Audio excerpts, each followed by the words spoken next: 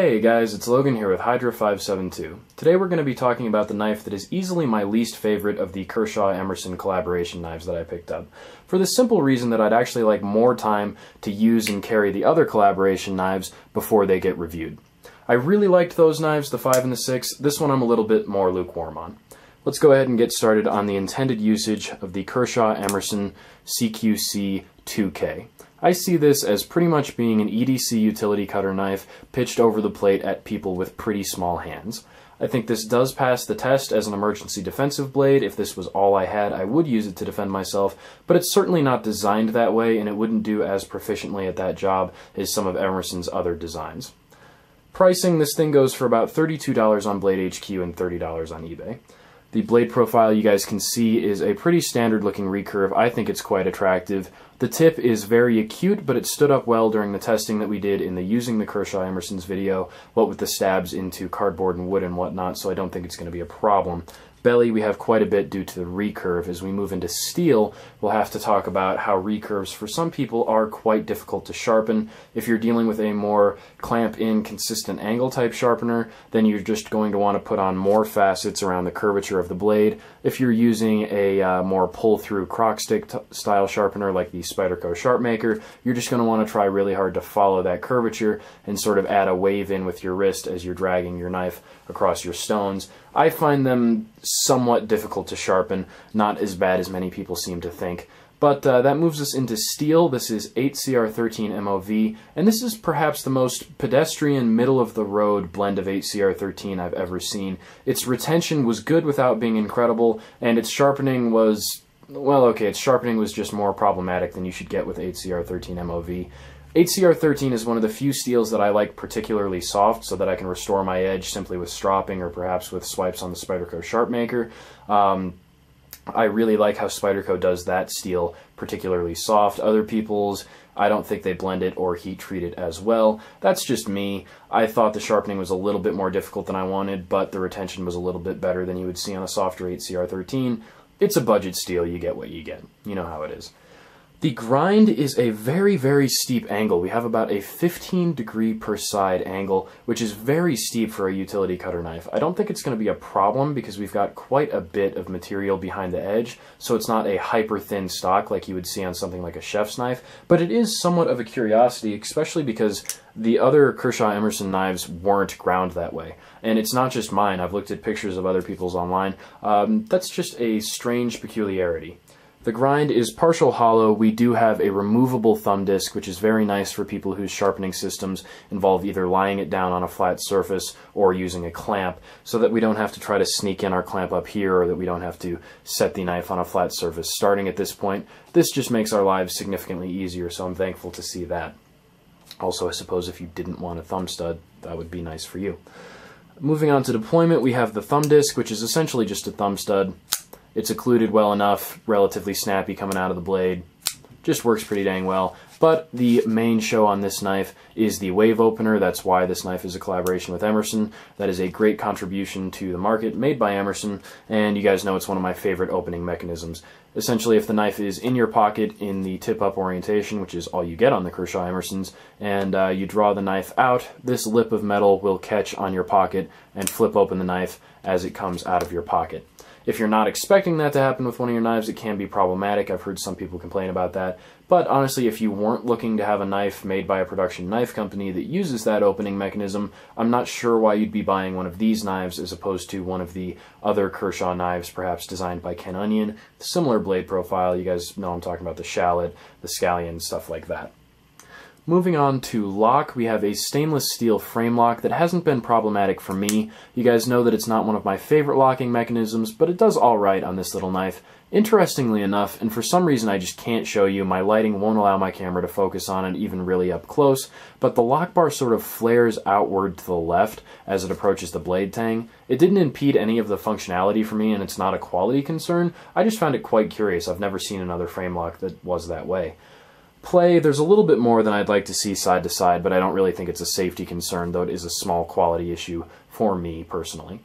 The handle, we have G10 over steel on one side and just steel for the frame on the other side. The handle's designed okay in and of itself, but the ergonomics just kind of aren't. One of the biggest ergonomic hiccups that I saw during the testing was that when I tried to use that extended Filipino grip, the wave feature dug into my thumb quite a bit, made the knife kind of uncomfortable to use. Also, the clip contributes a pretty large hot spot where it flares up near the tip here, and that cut into my hand as well. Overall, not a particularly comfortable knife to use. In addition to that, it's just made for somebody with smaller hands than me. I wear large size gloves, but I don't really fill them out, and this knife is quite a bit too small for me. So I think if you wear a size small, or maybe if you're small for a medium-sized glove, this knife could be pitched right over the plate at you. I think a good indicator would be if you're typically grabbing knives that other people say fit their hand really well, like, say, a Delica, and thinking that that knife is considerably too big for your hand, I think this knife might be perfect for you. It's just not for me. Moving on to the jimping, well, part of the problem is that to use the thumb ramp, my pinky's got to be completely off the knife, which I hate, but the jimping is also just too soft in and of itself, which is too bad. The clip, like I said, was a problem hotspot. Other than that, I mean, your only option is tip up because of the wave feature, which makes sense, and it was just sort of a pain in the ass despite being a simple clip that is also our lock over travel stop. Presentation's simple enough. I think the knife looks pretty good. It is a pretty classic looking design with that wave feature. Emerson designs knives that just look pretty dang good. The quality is pretty problematic on this knife. There have been a plethora of problems with the hardware, with screws not being long enough to switch over from right-handed carry to left-handed carry because they had to go through G10 to get into the threaded steel, and all those sorts of things. In addition to the fact that the screws are just hideously, hideously soft. I mean, any type of screwdriver that you're going to use, even with good technique, you're going to rip right through these things and strip them. I've done it on like 2 of my pivots and a couple of my handles screws and all of my clip screws, and that is really too bad to see from an experienced knife maker like Kershaw. I don't really think that they can justify going with hardware presumably this cheap. That's the only reason that I could think that their screws would be this soft. I thought maybe it was just me using bad technique till I saw other people complaining about it on YouTube as well. It's pretty problematic on this line of knives. Other than that, I mean, there haven't been any glaring quality control issues. The coating came off a little faster on this blade than on, say, the 5K, but that also might have to do with its edge geometry, stuff like that. Quality is problematic, though, and that is a bummer on a knife this exciting for the knife community and made by people that we've all started liking a whole lot lately, like Kershaw, so that's too bad to see. The value, I kind of have to give it a big meh. 8CR13 and a blade this small I think should be coming in at a little bit of a more acceptable price point, maybe down into the $25, $24 range. I mean, we've seen that on other Kershaws that are larger with 8CR13, so I'm not sure why we would have to pay more money, other than that they had to license the wave feature. I get that, but you know, there are Spydercos that have the hole that are easy enough to do a makeshift wave on. I'm not really sure that I want to be paying the extra money for this knife. Moving on to competition, my draw card for hyper small EDC knives is always the Mini Tough Light, and I think that that's very strong competition for the Kershaw CQC 2K. You can see the size comparison there open. You got more blade on the CQC 2K, though I would argue maybe a more usable blade on the Mini Tough Light. And there's the size comparison closed. Both of these knives you could clip outside your pocket, not have to worry about them falling off. I've done it with both of them. The cold steel is considerably lighter and considerably easier to carry in my estimation. Strong competition also comes from the other Kershaw Emerson collaborations, and that sort of draws into play the fact that this is not a particularly small knife. It's too small for my hand, which had me thinking that it was just overall very small, but that's not particularly true. I mean, if we overlay it with other knives that are more mid-size, you see that it's actually pretty similar. Like I said earlier, it really is just about a ½ inch too small overall, and due to the contour of the knife, that's something that you might not even notice overlaying it with other knives. There you see a good size comparison between one of its strong competitors made by Kershaw. There we have the Clash, which I think is a considerably better knife, costs less money. You don't have the wave opening, but I really enjoy the deployment on the Clash, so there you go. And when you're getting into that size of the more mid-sized knives, the market's really more wide open. Another strong competitor from Kershaw being the Echelon, and one from Spyderco that you guys know I love, being the native, these knives have considerably more EDC utility cutting capability than this knife does, and they fit my hand considerably better, and with the exception of this one, they all cost pretty much the same amount of money, give or take a couple of bucks. So this knife, again, I'm sort of left at the end of a knife review going, who's this knife really for? That's going to impact my pass or fail a lot. If this knife does a good job of serving the people that it's for, then I should give it a pass, even if it's not particularly for me.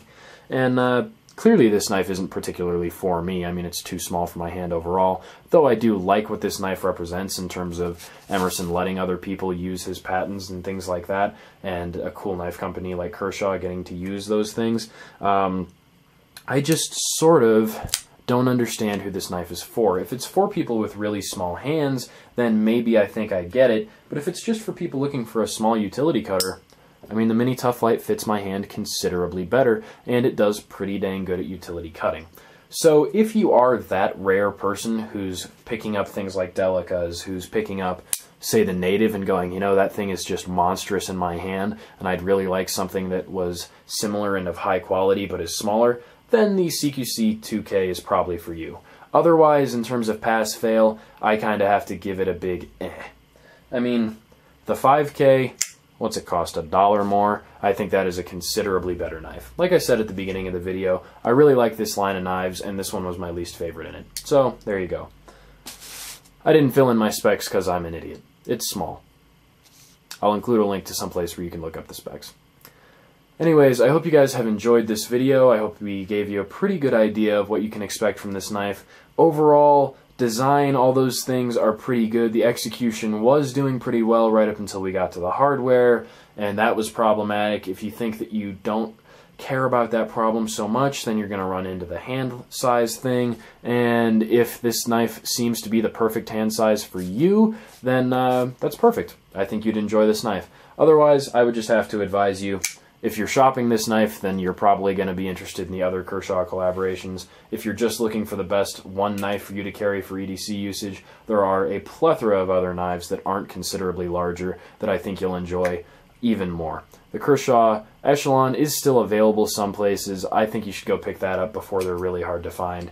But that's just me. That knife market is really blown wide open. The relatively cheap mid-size utility cutter is really something that you can shop to your heart's content, and I would encourage you to go get hands-on with those knives. Anyway, I've rambled on long enough. I hope you guys have enjoyed the video. Thank you for watching. Stay tuned for more of the same.